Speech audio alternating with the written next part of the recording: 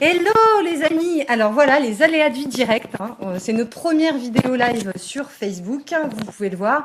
On a eu des problèmes de connexion et on est désolé. Donc j'introduisais Eve qui est formatrice en discipline positive et donc je lui posais la question de savoir mais qu'est-ce que c'est que la discipline positive exactement? La discipline positive, c'est une méthode éducative qui a été importée des États-Unis. Jane Nelsen est la créatrice de la discipline positive. Et cette méthode éducative, qui est ni permissive ni punitive, permet en fait de poser un cadre à la fois ferme et à la fois bienveillant dans la maison. Ouhou, on va tout savoir. Donc je pense qu'effectivement tu es la professionnelle pour répondre à nos questions et nous apporter tous les petits conseils et les astuces qu'il nous faut, nous parents, pour réagir sereinement face aux émotions de nos enfants. On connaît tous des émotions débordantes qui sont la colère, la jalousie, les batailles, les disputes entre frères et sœurs, etc. Donc on a posé la question à notre communauté 0+0, donc je le rappelle, mais quand même plus de 38 000 fans, pour avoir tout simplement des questions plus concrètes sur comment avoir cette discipline, en tout cas appliquer cette discipline positive. Et la première question qu'on a eue, c'était déjà de savoir si c'était normal que nos enfants aient ce type de réaction, ces émotions débordantes. Alors, je vous rassure tout de suite, chers parents, l'émotion c'est quelque chose d'universel. Qu'elle soit débordante ou pas d'ailleurs, n'importe quel enfant de l'autre côté de la planète peut tout à fait ressentir et exprimer ses émotions de manière violente pour les mêmes circonstances. Alors d'abord, ce qui est important à savoir, c'est qu'est-ce qu'une émotion ? Une émotion, c'est simplement une réaction organique qui est naturelle et qui va venir répondre à une situation précise. Par exemple, la colère, tu en parlais Sandrine. La colère, elle va venir peut-être pour marquer son territoire, pour rétablir une justice là où je me sens dans l'injustice, etc., etc. Et c'est normal qu'il ne la maîtrise pas toujours. Alors c'est normal parce qu'un enfant n'a pas les outils qu'un adulte a pour maîtriser ses émotions et encore moins ses frustrations. Les émotions violentes, en général, elles sont violentes parce que elles viennent exprimer un besoin qui n'a pas été satisfait. Et c'est en ça que je parle de frustration. D'accord. Un besoin qui n'est pas satisfait risque de générer une frustration chez l'enfant et donc de provoquer ce genre d'émotions débordantes, de colère et de laisser l'enfant être submergé par ses émotions. D'accord, donc il faut arrêter de frustrer nos enfants en fait, c'est un peu ça l'idée. Voilà, alors attention, toujours dans ce cadre ferme et bienveillant à la fois, ni permissif ni punitif. On essaye vraiment de trouver un juste milieu qui nous permette d'être ferme pour le respect du monde du parent, de l'adulte, et à la fois bienveillant pour le respect du monde de l'enfant. Oui, d'accord, je comprends. Il y a une question qui est posée. Comment gérer les frustrations, justement? La frustration. La frustration, alors, ça se pose justement à travers le besoin. Si on doit décoder en fait le besoin. Quel est le besoin que mon enfant est en train d'exprimer? Si je décode ce besoin et j'en comprends la nature, alors je vais pouvoir y répondre. Et si je peux y répondre, alors la frustration n'a pas lieu d'être et le comportement inapproprié avec. D'accord, ça paraît si simple comme ça, bon, c'est un peu plus compliqué. On va prendre un exemple concret qu'un parent nous a posé, qu'on connaît tous, je vous rassure. Mon enfant refuse les règles, c'est-à-dire qu'il refuse de se brosser les dents, de se coucher, il dit non à tout. Et il me fait des crises de nerfs, les fameuses crises de nerfs qu'on peut voir dans les magasins. Qu'est-ce qu'on fait? Comment on réagit quand il Alors, comment on réagit D'abord, un enfant qui dit non à quelque chose dit oui à autre chose. C'est-à-dire que je pense que là, au lieu de focaliser sur ce non et sur pourquoi il n'adhère pas, essayons peut-être de savoir à quoi il adhère. Et ça, c'est déjà une clé pour désamorcer ce non à tout bout de champ. Cela dit, un enfant qui dit oui oui tout le temps, c'est quand même, je le plains ce pauvre enfant, parce que c'est pas rigolo. C'est pas rigolo. C'est la crise d'ado qui va sentir mauvais dans quelques années. Alors probablement, et surtout, le non contribue quand même à la construction de la personnalité, et ça, il faut pas l'oublier. Peut-être que le non sera un peu moins un ennemi si on envisage les choses de cette manière. Par rapport aux règles, tu parlais des règles, Sandrine. Alors, dans la question de cet internaute, je perçois deux choses différentes. Les règles d'un côté et les routines de l'autre. Alors les règles, qu'est-ce que c'est une règle? Par définition, c'est quelque chose qu'on impose. C'est quelque chose que la personne va subir. Ne vous attendez pas, parents, à ce que vos enfants respectent les règles si elles leur tombent dessus comme un espèce de coup près, si ils sont obligés de les subir. Par contre, si on imagine l'éducation autrement, et c'est ce que la discipline positive enseigne justement, c'est-à-dire qu'on va investir l'enfant, on va impliquer l'enfant dans l'élaboration de ces règles, et le fait qu'il collabore à cette élaboration va forcément Donc le en faire fait, coopérer. on le responsabilise un petit peu. On le responsabilise et surtout, on le fait appartenir à la Ouais. famille. On lui donne une place. On lui donne une place, exactement. Ce sentiment d'appartenance est fondamental parce que avoir sa place dans cette famille sans avoir à se battre pour la trouver va de toute façon désamorcer ces fameuses crises de nerfs. C'est très important. C'est vraiment central dans l'éducation. Revenons aux règles. Les règles, donc, si j'implique mon enfant dans l'élaboration de ses règles de vie, j'ai beaucoup plus de chances qu'il coopère.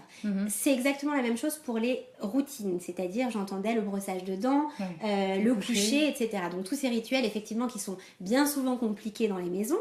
Eh bien, ces choses du quotidien, ces tâches du quotidien qu'on appelle les routines, ils peuvent tout à fait se mettre en place, pareil, sur le même principe, c'est-à-dire en coopération avec l'enfant, de façon à ce qu'il collabore lorsque ces routines-là arrivent et doivent être faites. Comment, par contre, c'est très joli tout ça. C'est ça. Voilà, comment est-ce qu'on met ça en place? Alors, la discipline positive propose un outil qui est très simple à appliquer, c'est ce qu'on appelle le temps d'échange en famille. Ou alors, plus communément, le TEF. Le temps d'échange en famille, ça consiste en quoi? On a des termes comme ça en discipline positive, le TEF. Alors, l'idée, c'est quoi? C'est de réunir sa famille autour de la table, ou alors, s'il n'y a pas de table, on la réunit sur le canapé. Et l'idée, c'est que chaque membre de la famille, d'abord, d'une part, soit présent, d'autre part, puisse participer à la discussion. Dans un premier temps, si on réunit la famille pour faire un TEF autour des règles de vie, j'appellerais ça plutôt le cadre, pour que ce soit un petit peu moins justement vertical, eh bien, c'est que chacun puisse exprimer quels sont les problèmes qu'il rencontre au quotidien dans la famille. Alors, par exemple, moi, j'ai fait un TEF dans ma famille il y a quelques temps, et l'idée, c'était justement de répertorier un petit peu tous les problèmes qu'on avait, et l'un de mes enfants a dit, oui, j'en ai marre, je peux pas utiliser l'iPad quand je veux. Révolution. Problème très actuel en plus. Alors, on va lister tous ces problèmes. Pourquoi ne pas aussi nommer l'un des enfants qui saurait écrire pour répertorier un petit peu tous ces problèmes. L'idée, c'est qu'il n'y ait pas de jugement à ce moment-là. On écrit, on prend tout ce qu'il vient et on l'accepte. Face à ces problèmes, parce qu'il faut quand même en faire quelque chose, on va essayer de faire ce qu'on appelle une recherche de solution dans le langage discipline positive. Cette recherche de solution, c'est la même chose. Elle va se faire en collaboration avec les enfants, où chacun va pouvoir essayer de proposer une solution. On peut en proposer une face à un problème, on peut en proposer plusieurs. Le tout, c'est d'en essayer une. Si elle ne fonctionne pas, eh bien, on en essaiera peut-être une autre. Jusqu'à ce qu'on arrive à quelque chose qui convienne à tout le monde. Ok ? Donc ça, c'est pour l'élaboration des règles. J'ajoute que à la règle, c'est très important d'y assortir une conséquence. C'est-à-dire, si on ne respecte pas cette règle, alors qu'est-ce qui arrivera ? Est-ce qu'on doit punir ? Qu'est-ce qu'on fait ? Alors, la discipline positive enseigne justement que la punition, c'est quelque chose qui peut marcher peut-être sur le moment. C'est sûr que si on met une gifle à notre enfant, peut-être qu'il se calmera sur le moment. Mais que se passera-t-il sur le moyen long terme ? On risque de provoquer une violence. On risque de provoquer une violence, et surtout, on est dans un enseignement. C'est-à-dire que le parent, tel qu'il est, tel qu'il agit, enseigne à son enfant à être. Et si je rentre moi-même dans une espèce de violence en réponse à la violence de mes enfants, eh bien ce que je fais, c'est que je lui enseigne et j'alimente cette violence. Revenons en tous les cas aux règles et aux routines. Donc face à ces règles, c'est très important qu'il y ait une conséquence. Donc il faut qu'il la sache à l'avance. Il faut que la conséquence, c'est très important, soit reliée à l'événement. Donc voilà, on élabore une règle qui sera liée à l'utilisation de l'iPad. Si cette règle-là n'est pas respectée, alors la conséquence logique devra être reliée à l'utilisation de l'iPad. Il faudra qu'elle soit respectueuse également, c'est très important, le respect mutuel faisant partie intègre de l'éducation en discipline positive, et il faudra qu'elle ne soit pas démesurée. C'est-à-dire qu'on ne va pas d'un coup lui interdire l'utilisation de l'iPad pendant toute l'année 2017. Je pense que ce ne serait pas très approprié. Et puis, il en sera de même pour les routines. C'est-à-dire que on va peut-être faire un nouveau temps d'échange en famille pour ne pas faire un temps à rallonge. Et lors de ce deuxième temps d'échange en famille, on va là lister les tâches du quotidien. On se brosse les dents, on va se coucher, on va prendre sa douche, etc., etc., etc. Une fois qu'on aura répertorié l'ensemble de ces tâches, on pourra alors mettre en face des moments, choisir des moments le matin, des moments le soir pour effectuer ces tâches. Et là, c'est très important de laisser des choix à nos enfants. Oui, je comprends. Voilà, donc la douche, est-ce que vous préférez la prendre dès qu'on rentre de l'école? Est-ce que vous préférez la prendre après le dîner? Est-ce que vous préférez la prendre après les devoirs? Laissez un choix, et le fait de leur laisser le choix les rend libres à l'intérieur de ces règles. C'est très intéressant. De ces routines. Alors juste pour revenir justement aux crises de nerfs dans les fameux magasins, qu'est-ce qu'on fait? Est-ce qu'on ignore? C'est le genre de trucs qui, franchement, nous foutent l'affiche devant tout le monde. C'est assez insupportable. Et on est stressé, quoi. On ne sait pas trop quoi faire. Est-ce qu'on doit relever son enfant? Quand on le quitte, on a l'impression que tout le monde nous regarde en disant « Mais elle va l'abandonner dans le magasin. » Qu'est-ce qu'on fait là, dans ce cas-là? Alors, les crises de nerfs, encore une fois, si on intègre que la crise de nerfs n'est qu'en fait une espèce une manifestation d'un trop plein de tension. Et en fait, ce qui est en train de se jouer là, c'est que votre enfant, qui fera une crise de nerfs, est en train de vider son sac de tension. Et c'est nécessaire. C'est nécessaire pour mieux aborder ensuite la fameuse recherche de solutions. Donc dans ce cas-là, vous prenez un petit panneau avec vous et vous dites, voilà, mon enfant fait sa crise et c'est nécessaire. Je pense que c'est très bien. Juste aussi pour réagir par rapport à un commentaire là, que je vois affiché, c'est vrai qu'on a parler de la gifle pour la punition, bon, c'était vraiment un exemple et on est bien d'accord que la punition, on l'associe souvent à la gifle dans l'image, mais évidemment, il n'y a pas du tout de notion de gifle, etc. Oui. Et c'est très important ce que tu dis parce que la gifle, elle peut être tout autant physique que morale et qu'il y a des violences. Voilà. Alors, autre question qu'on a eue, en fait, c'est par rapport à l'agressivité aussi de nos enfants. Alors, on le voit souvent en crèche. Moi, ma fille était en crèche. Elle s'était fait mordre une fois par un enfant. Il y a des enfants qui mordent, qui griffent. C'est toujours assez impressionnant. Et là encore, qu'est-ce qu'on peut faire? Alors, il y a deux positions, excuse-moi, mais à la fois quand notre enfant est victime finalement de cette agressivité, ou quand c'est notre enfant qui est agressif aussi, ça peut arriver. Oui, tout à fait. Quelle attitude? Alors, on appelle ça dans le langage discipline positive un comportement inapproprié, c'est-à-dire qu'il ne va pas répondre au code de la société. D'abord, donc derrière ce comportement inapproprié, je reviens à ce que je disais tout à l'heure lorsqu'on parlait des émotions violentes, il y a encore une fois un besoin caché. Comment désamorcer ce genre de comportement? En essayant de décoder quel est ce besoin caché. Est-ce qu'il s'agit d'un manque d'attention, d'un besoin d'appartenance, d'un problème aussi de compétence par rapport à ce qu'on attend de cet enfant à ce moment-là? En tous les cas, le fait de décoder ce besoin va nous permettre encore une fois d'y répondre et de désamorcer tout ou partie ce comportement inapproprié. D'accord. Alors justement, là, il y a aussi une remarque d'un parent qui est intéressante.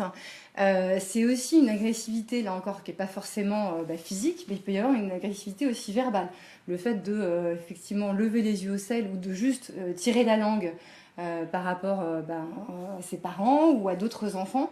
Là encore, on prend exactement la même attitude. Absolument. On ne parle pas, quand on parle de comportement inapproprié, on ne parle pas essentiellement de comportement physique. On parle d'un comportement inadapté aux circonstances. C'est-à-dire qu'il va être un petit peu débordant, qui ne va pas rentrer dans les cases de la société. J'ai envie de vous poser une question, de te poser une question, Sandrine, et à vous, internautes. Comment est-ce qu'on a l'habitude de réagir face à ces comportements inappropriés? Si un enfant mord ou gifle ou a un comportement, une émotion débordante, comment est-ce que nous, parents, est-ce qu'on a tendance à réagir? On est toujours un petit peu... D'abord, on est choqué, ça c'est sûr. Et parfois, le choc aussi, du coup, amène soit à une position de se dire « j'ai rien vu » aveugle, ou au contraire d'énervement et aussi de répondre à cette agressivité par l'agressivité. Ce qui n'est forcément pas la bonne solution. Exactement. Et alors, Sandrine, tu mets le doigt sur quelque chose d'essentiel, c'est-à-dire que lorsqu'on est face à un comportement inapproprié, on a effectivement tendance à répondre par un comportement inapproprié. Or, je vous le disais tout à l'heure, on est dans un enseignement. Lorsqu'on est parent, on enseigne. On est modèle. Et c'est là que prend tout le sens du parent modèle. On est modèle pas parce qu'on doit se tenir parfaitement et être irréprochable, bien au contraire, mais modèle dans le sens où l'enfant apprend par l'observation. Donc l'enfant va observer notre attitude face à son comportement inapproprié. Soit on répond à la positive, c'est-à-dire que on va peut-être lui faire un câlin, on va peut-être lui expliquer comment Est-ce qu'on peut se comporter? Quel comportement dans cette circonstance on pourrait avoir? Essayer de l'orienter vers une recherche de solution également. Qu'est-ce que tu pourrais faire autrement pour exprimer ta colère, ton mécontentement, etc. En tous des cas, l'aider à trouver cette solution et surtout l'enrober et lui montrer, lui enseigner quel comportement est-ce que je dois avoir à travers simplement le fait que nous soyons, nous, parents, dans cette attitude positive. Ouais, c'est ça. Et en fait, il y a un parent qui nous dit effectivement l'effet un petit peu miroir. C'est un peu ça. C'est complètement ça. Ouais, c'est complètement ça. L'enfant apprend par l'observation, par l'imitation, par mimétisme. Et c'est très important, du coup, de lui enseigner ses comportements adaptés à travers notre propre attitude. Voilà, donc il ne faut pas tirer la langue, les parents. Voilà. Non, on ne fait pas comme ça, les enfants. Non. Alors, dernière question importante aussi, là encore, c'est la fratrie. C'est vrai que c'est sympa d'avoir des petits frères ou des grands frères, des petites sœurs, etc. Mais c'est pas toujours évident. Il y a de la jalousie, il y a beaucoup de disputes aussi entre frères et sœurs, où il y a des moments où en tout cas c'est plus compliqué. On a eu pas mal de questions sur ce sujet de parents qui étaient un petit peu angoissés et qui craquent. Bah oui, tout à fait. Et parce que je crois qu'en fait, on a très envie d'en prendre un et l'autre et de leur dire arrêtez, quoi. C'est toujours très difficile. Tout à fait. Bah alors ça passe par effectivement le contrôle de nos propres émotions. C'est sûr que c'est pas évident. On n'aime pas voir nos enfants s'entretuer. On n'aime pas les voir avoir mal. Ça nous fait mal. Et on a tendance à surréagir également. Alors, d'abord, il faut quand même se dire quelque chose qui n'est pas simple à intégrer et à accepter. C'est que ce n'est pas parce qu'on fait partie d'une même fratrie qu'on est obligé d'une part de bien s'entendre et on n'est pas obligé de s'aimer non plus. C'est très dur à entendre, mais c'est une réalité et il faut l'accepter.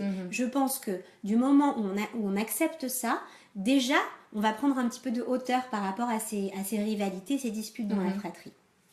Il ne faut pas oublier quand même que les frères et sœurs partagent les mêmes espaces, la même chambre parfois, les mêmes parents, les mêmes frères et sœurs, les mêmes jeux.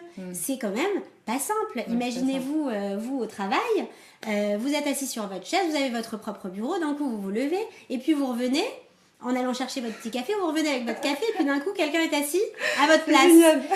Alors, d'un coup, on se demande quand même ce qui se passe, quoi. Mais qu'est-ce qu'il fait à ma place, celui-là? Eh bien, c'est un petit peu ce qui se passe dans la maison, entre frères et sœurs. C'est pas simple, et il faut quand même se le dire. Par ailleurs, je crois que nous, parents, on a quand même une fâcheuse tendance à s'immiscer dans les disputes de nos enfants. C'est vrai. Parce que, encore une fois, c'est quand même compliqué à observer. Parce qu'on a l'impression qu'il faut toujours aussi qu'on soit là pour être finalement le juge et d'essayer de... l'arbitre. Oui, c'est ça. Tout à fait. Alors, je pense que c'est important de distinguer les disputes qui sont légères et les disputes qui sont graves. Alors évidemment, lorsqu'il s'agit d'une dispute grave, c'est-à-dire que ça implique qu'il y ait de la violence physique, verbale, etc., là évidemment, il est peut-être question d'intervenir. Néanmoins, la plupart des disputes sont quand même très légères et que c'est là où je vous mets en garde, parents, et je pense que la meilleure des choses, c'est quand même de s'extraire de cette dispute. D'abord, parce qu'elle ne nous appartient pas. Ensuite, parce que rarement on est observateur, on a vu toute la scène et que du coup, si on s'implique, eh bien les enfants, qu'est-ce qu'ils attendent de nous? Eh bien c'est qu'on prenne parti, très certainement, qu'on émette un avis. Or, comment émettre un avis si on n'a absolument pas assisté à la scène? Parce que forcément, les enfants, s'il s'agit d'un frère et d'une sœur par exemple, eh bien chacun va pouvoir se sentir victime dans l'histoire parce que chacun voit les choses sous son prisme à lui et que c'est tout à fait légitime. Et alors, on ne peut pas prendre parti. On ne sait pas qui a commencé. Est-ce que c'est lui, est-ce que c'est l'autre? Qui est coupable? Et puis d'ailleurs, ce n'est pas ce qu'on cherche. Ce qu'on cherche, c'est toujours une recherche de solution. Les orienter vers cette recherche de solution de façon à ce que ça reste respectueux et qu'à la fois, chacun soit satisfait. Oui, je comprends. Et ça veut dire aussi que du coup, est-ce qu'on peut passer cette dispute en essayant de faire un jeu collectif ou de déplacer, j'ai envie de dire, contourner un peu le problème en se disant ok, on va retrouver une atmosphère plus sereine en essayant d'organiser un jeu collectif, ou au contraire, il vaut mieux les laisser chacun dans leur chambre en se disant ok, on fait calme, on fait une pause, on fait silence. Alors la pause, j'ai deux choses à dire par rapport à ce que tu évoques là. La pause, c'est très important. En effet, lorsqu'on est dans une colère notamment, on est incapable de régler un problème tout de suite maintenant. Il faut quand même accepter. Et d'ailleurs, ça peut tout à fait être élaboré dans le cadre de la maison dont on parlait tout à l'heure, qu'on marque un temps de pause. On appelle ça dans le langage discipline positive le temps de pause. Ouais. Ce temps de pause, c'est simplement une respiration. C'est que quand on est en colère, on ne peut pas maintenant tout de suite régler un problème parce que de toute façon, on n'y arrivera pas parce qu'on est submergé par nos émotions et qu'elles prennent le dessus par rapport à la raison qui nous aidera, elle, à trouver une solution. Je comprends. Donc, c'est très important de respecter cette pause qui peut, soit dit en passant, durer plusieurs heures, plusieurs jours. Ça se respecte. Pourquoi? Parce que c'est tout à fait appréciable de voir un enfant s'extraire, parce qu'il se connaît et qu'il sait que s'il s'extrait, c'est qu'il a besoin de ce temps et qu'il n'est pas capable pour le moment de trouver une solution. Ça peut durer plusieurs jours et c'est très bien. C'est qu'il se connaît et vous devez d'ailleurs l'encourager à ce genre de démarche. Ça, c'est une première chose. Ensuite, la dispute, il me semble, c'est quelque chose, si elle existe, c'est qu'elle a lieu d'être. D'accord. Et si la dispute se manifeste, c'est probablement qu'elle est là pour faire avancer quelque chose. D'accord. Il faut respecter ces disputes et il faut les laisser avoir lieu. Zen. Voilà, par exemple. Alors, autre sujet aussi entre frères et sœurs, c'est la jalousie. C'est pas facile de faire les choses équitables. Alors moi, je suis un petit peu spéciale. Du coup, j'ai contourné le problème. Je n'ai qu'un enfant, donc c'est assez simple. C'est une solution. Voilà, quand je fais un cadeau, forcément, il n'y a pas de jalousie entre les frères et sœurs. Mais on voit bien qu'il y a forcément des questions. C'est vrai que, par exemple, sur un anniversaire, on voit toujours un peu la tête du petit frère ou de la petite sœur qui n'a pas eu de cadeau parce que c'est pas son anniversaire. C'est difficile à gérer. Les câlins, on a toujours l'impression d'en donner trop à l'un et pas assez à l'autre. Et du coup, il y a forcément un peu de jalousie entre les uns et les autres. Qu'est-ce qu'on fait aussi? Alors, moi j'ai envie de te renvoyer une question. C'est est-ce que l'équité est indispensable? L'équité, on ne sait pas trop où elle est de toute façon, donc c'est compliqué. Absolument, c'est compliqué et surtout ça peut générer des sentiments d'injustice. Et finalement, en voulant rassurer un enfant, faire plaisir à un enfant parce que ce n'est pas son anniversaire, alors on va quand même lui offrir un plus petit cadeau parce que c'est quand même pas son anniversaire, faut pas exagérer. Donc un cadeau plus petit, mais quand même un cadeau. Et finalement, je pense que ce n'est pas profitable.